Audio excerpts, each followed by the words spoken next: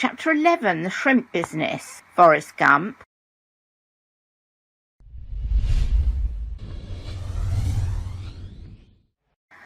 Well, I finally went home to Mobile again. The train got into the Mobile station about 3 o'clock in the morning, and Sue and I got off. We walked into the town and finally found a place to sleep in an empty building. The next morning I bought breakfast. I got Sue some bananas to eat. Then we went to see Mum. She was pleased to see me. "Oh, Forrest," she said, "you're home at last." "Yes, Mum," I said. But I didn't stay long.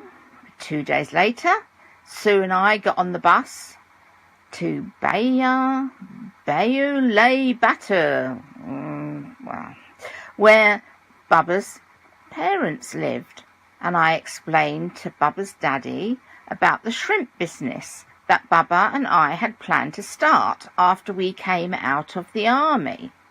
He listened, and he was very interested, and the next day he took Sue and me out in his little boat to look for a good place to start the shrimp business. It took almost a month to start things up, to get nets and a boat and everything. Finally the day came when Sue and I were ready to go shrimping, and by that night we had hundreds and hundreds of shrimps in our nets. It was the beginning of my shrimp business. We worked hard all that summer and that autumn and winter and the next spring.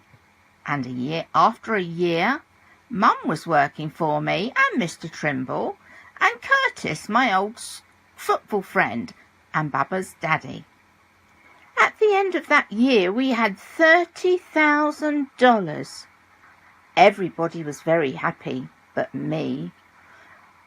I was thinking of Jenny, of course. I wanted to find her again, and one day I dressed in my best clothes and got the bus to Mobile, and I went to Jenny's mum's house. "Forrest Gump," she said when she saw me. "Come on in." Well, we talked about Mum and the shrimp business and everything. Then I asked about Jenny. "I don't hear from her very often," she said. "I think they live somewhere in North Carolina now." "They?" I said. "Didn't you know?" she said. "Jenny married 2 years ago." Why wasn't I ready for that news? I don't know, but I wasn't, and part of me seemed to die when I heard it.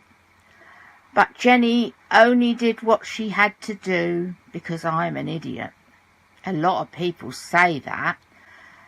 They married an idiot, but they don't know what it's like to marry a real one.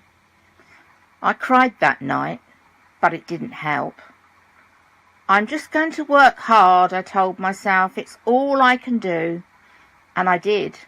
And at the end of that year, we had $75,000. Time went on. I looked in the mirror and saw lines on my face and grey in my hair. The business was doing well, but I asked myself, what are you doing all this for? And I knew that I had to get away. Mr. Trimble understood.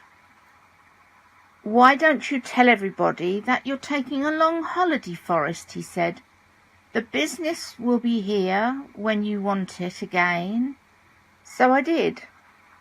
Sue came with me and we went to the bus station.